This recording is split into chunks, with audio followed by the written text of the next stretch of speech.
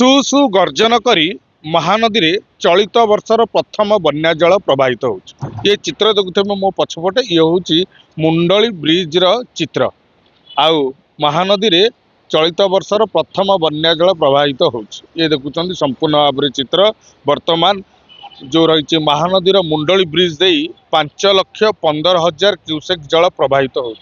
गत काली 5,50,000 क्यूसेक जल प्रवाहित होता बेले उपर मुंडर जो रही आमर भट्टारिका मंदिर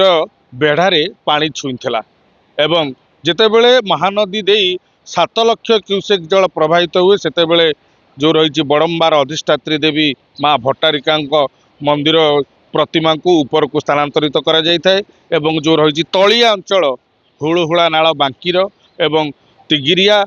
एवं बांकी ये जो दुईटी रही ब्लॉक ये दुईटी ब्लॉक रे प्रायतः बाह्य जगत विच्छिन्न होता अनेक गाँ गुड़िक तो वर्तमान धीरे धीरे गत काली जिते 5,50,000 क्यूसेक जल प्रवाहित होता आज 5,15,000 क्यूसेक जल प्रवाहित हो तो धीरे धीरे पानी महानदी रे कमीबारे लगी तो आसंता काली 9 तारिख रे महानदी जो रही हीराकुद्र जल भंडारु चलित वर्षर प्रथम बन्या जल निष्कासन हबार सूचना रही तेरे बर्तमान 5,15,000 क्यूसेक जल प्रवाहित होची तो जो आमर जो अच्छा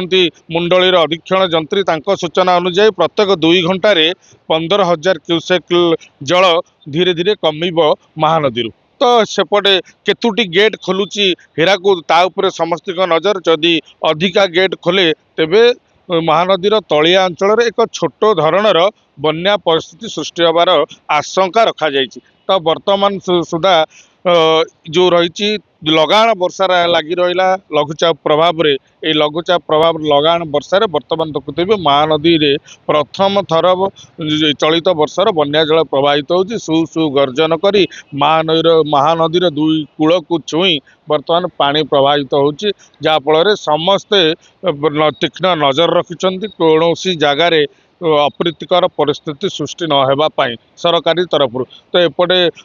जो रही मुंडली अधीक्षण जंत्रिक तत्वावधान वर्तमान जो गेट गुड़िक रही देखिपे गेट गुड़िक वर्तमान तनखी करुँच जो अच्छा कर्मचारी मैंने ऊपर बुले जो कारण गेट रही मुंडली ब्रिज रे रही 10टी गेट से गेट उपर चढ़ी वर्तमान अधीक्षण जंत्री तनखी कौन जगार कौन परिस्थिति न सृष्टि हुए तो ये तमाम चित्र देखुं ये हूँ मुंडली महानदी चित्र वर्तमान 5,15,000 क्यूसेक जल प्रवाहित होची आसंता काली 9 तारिख जिते हीराकुद गेट जो प्रथम थर चलित वर्षर गेट खोल जल निष्कासन कर समस्त नजर रही जो भाव में कौन प्रकार तलिया अंचल कौन अघटन न घटे से सरकारी स्तर में संपूर्ण भाव में तीक्ष्ण नजर रखिंट कि भाव में कौन अप्रीतिकर परिस्थिति सृष्टि न हुए कारण जो रही बांकीर हुलहुला नाल जिते महानदी में 7 लाख क्यूसेक जल प्रवाहित हुए से ए तो तिगिरिया एवं बांकी ब्लॉक पाखापाखि 20 रु ऊर्ध्व पंचायत बाह्य जगत विच्छिन्न होता है तो से सरकारी स्तर में बांकी कथा कहतु बड़बा कथा कहतु तिगिरिया कथा कहतु समस्त प्रशासनिक अधिकारी माने महानदीर जलस्तर वृद्धि उपर समस्त नजर रही तेबे आसंता काली हीराकुद गेट खोलिबा परे कौन परिस्थिति रही देखा रहा। आठगड़ू संतोष बारिक नंदी लाइव।